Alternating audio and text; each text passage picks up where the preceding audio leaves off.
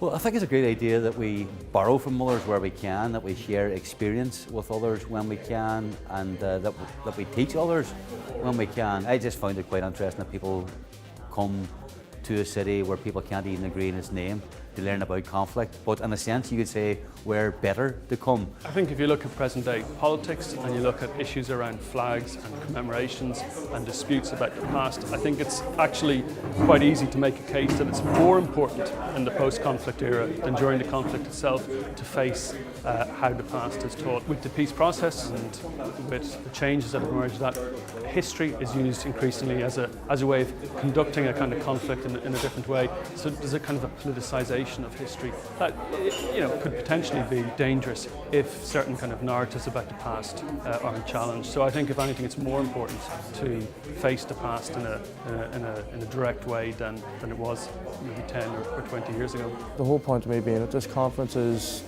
firstly, doing journalism is you want to sort of have a difference and make an impact. Some of the speakers today, like see Mark Macaulay, the whole thing with Ross Kent, and just there what Ollie was talking about. It's just to hear their experiences and they sort of know that there is people out there like trying to make people aware and making a difference. I think the conference on teaching divided history is really important, particularly having grown up here and gone on to make documentaries all around the world in other conflict zones. It's very easy to fall into a compartmentalised way of thinking, and the only way to change that is to make people try and think about in other ways.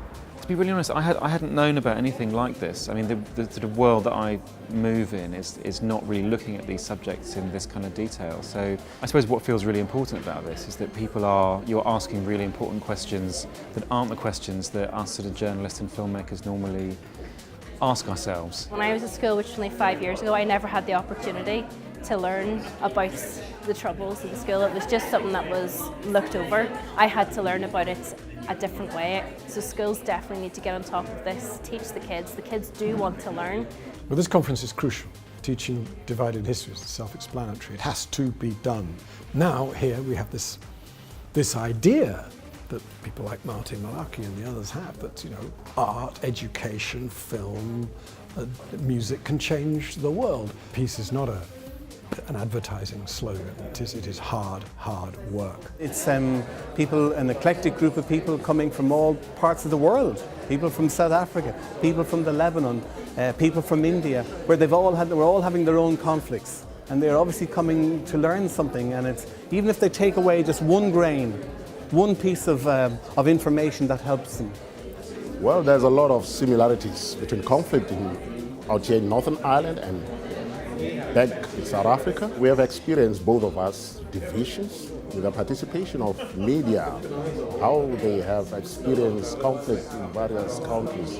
Really, it's quite an eye-opener for us. The work that we do at SIGA, it's largely much more concentrated, our own efforts with the schools that are interested.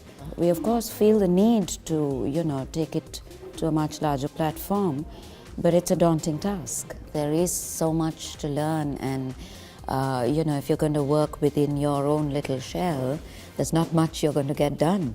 So the exposure is tremendous. It gives you so many ideas to implement in your own work, You can't ignore the political backdrop against which this conference is occurring, and anything which can help, in my opinion, cement the peace here or help build or cement peace elsewhere is a good thing.